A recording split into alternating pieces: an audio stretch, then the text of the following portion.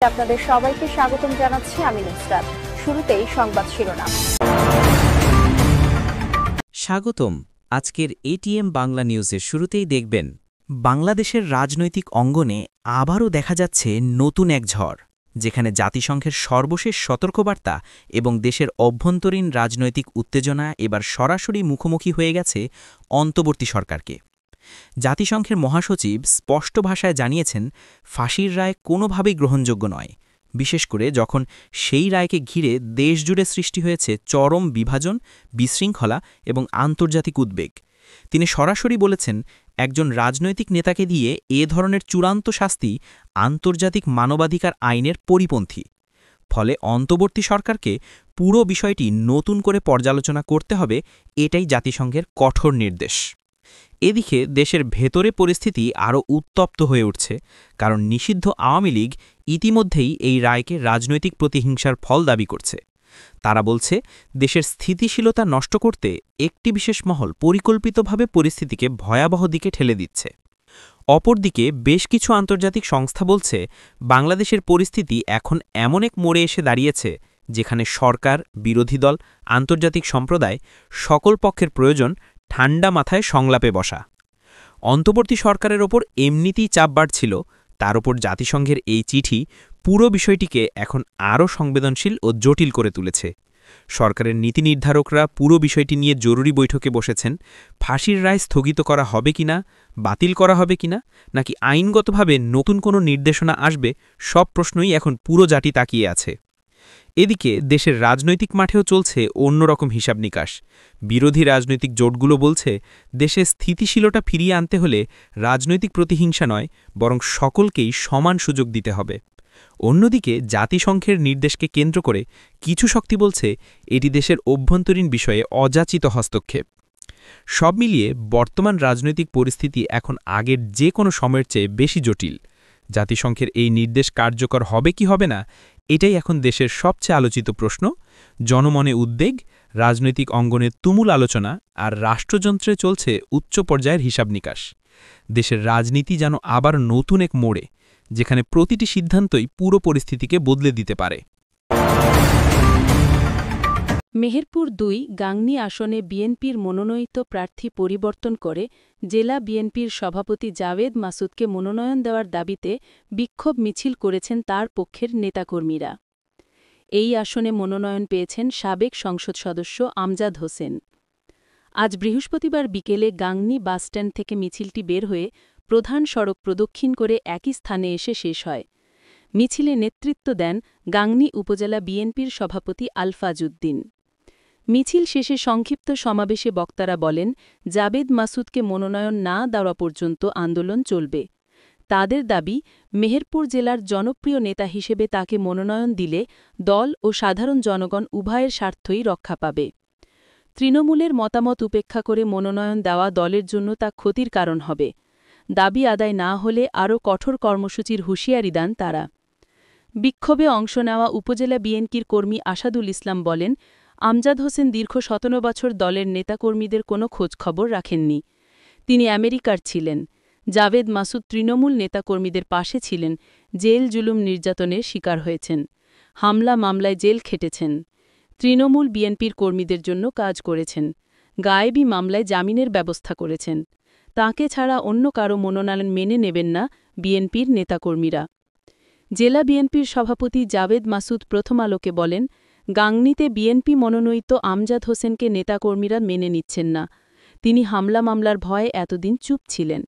তৃণমূল নেতাকর্মীদের বিপদের দিনে তিনি নিজেকে আড়াল করেছিলেন। এসব কারণে বিএনপির নেতাকর্মীরা মনোনয়ন পরিবর্তনের জন্য লাগাতার আন্দোলন করছেন। সমাবেশে উপস্থিত ছিলেন উপজেলা বিএনপির সাধারণ সম্পাদক আবদাল আওয়াল, জেলা বিএনপির সাংগঠনিক সম্পাদক আখেরুজ্জামান, উপজেলা বিএনপির সাংগঠনিক সম্পাদক আবদাল হক, পৌর বিএনপির সভাপতি মকবুল হোসেন প্রমুখ। বিএনপির মনোনীত প্রার্থী আমজাদ হোসেন বলেন, বিএনপি দেশের বড় রাজনৈতিক দল, তারা আমাকে মনোনীত করেছে। দলীয় সিদ্ধান্তের বাইরে যাওয়ার সুযোগ নেই। যারা আন্দোলন করছেন তারা জাভেদ মাসুদের অনুসারী। অন্তর্বর্তীকালীন সরকার ও নির্বাচন কমিশনকে ইসি ইতিহাস থেকে শিক্ষা নিয়ে দায়িত্ব পালন করার আহ্বান জানিয়েছেন জামায়াতে ইসলামীর সহকারী সেক্রেটারি জেনারেল এবং প্রচার ও মিডিয়া বিভাগের প্রধান এহসানুল মাহবুব জুবায়ের। এহসানুল মাহবুব জুবায়ের বলেছেন, ১৭ নভেম্বর রায়ে ফ্যাসিবাদীদের সর্বোচ্চ সাজা দিয়েছেন ট্রাইব্যুনাল।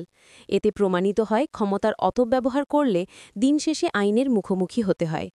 আজ বৃহস্পতিবার দুপুরে এক প্রেস ব্রিফিংয়ে এহসানুল মাহবুব জুবায়ের একথা বলেন। তত্ত্বাবধায়ক সরকার ব্যবস্থা পুনর্বহালের রায় নিয়ে প্রতিক্রিয়া জানাতে ঢাকার মগবাজারে কেন্দ্রীয় কার্যালয়ে জামায়াতের এই প্রেস ব্রিফিংয়ের আয়োজন করা হয়। আগামী বছরের ফেব্রুয়ারিতে যে নির্বাচন অনুষ্ঠিত হবে সেখানে রাজনৈতিক দলগুলোকেও তাদের দায়িত্ব পালন করতে হবে বলে জানিয়েছেন এহসানুল মাহবুব জুবায়ের। এহসানুল মাহবুব জুবায়ের বলেছেন, ১৯৯১ সালে বিচারপতি শাহাবুদ্দিনের সময় দেশের ইতিহাসের সবচেয়ে গ্রহণযোগ্য নির্বাচন হয়েছিল। জামায়াতের সাবেক আমির প্রয়াত গোলাম আজান তত্ত্বাবধায়ক সরকার ব্যবস্থার রূপকার ছিলেন উল্লেখ করে এহসানুল মাহবুব জুবায়ের বলেন, ক্ষমতায় থেকে নির্বাচন করলে পরাজিত হওয়ার ইতিহাস নেই। এ কারণে জামায়াত তত্ত্বাবধায়ক সরকারের দাবি তোলে। এক পর্যায়ে জামায়াত আন্দোলনে নেমেছিল। পরে ১৯৯৬ সালে তত্ত্বাবধায়ক সরকার ব্যবস্থা সংবিধানে অন্তর্ভুক্ত হয়।